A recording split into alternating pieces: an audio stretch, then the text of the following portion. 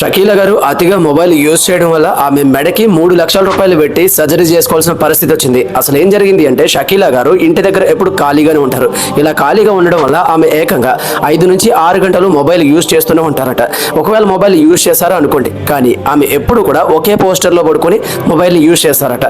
అలా యూజ్ చేయడం వల్ల ఆమె మెడ నరాలు అనేవి సాగిపోయాయి. ఇలా సాగిపోవడం వల్ల వాటికి మళ్ళీ 3 లక్షల రూపాయలు ఖర్చు పెట్టి సర్జరీ చేసుకోవాల్సిన పరిస్థితి వచ్చింది.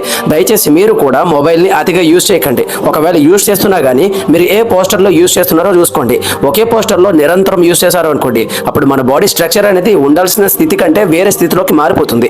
అప్పుడు మీరు కూడా 3 కాదు కదా 5-6 లక్షల రూపాయలు పెట్టి మీరు సర్జరీలు చేసుకోవాల్సిన పరిస్థితి వస్తుంది. ఆలోచించండి.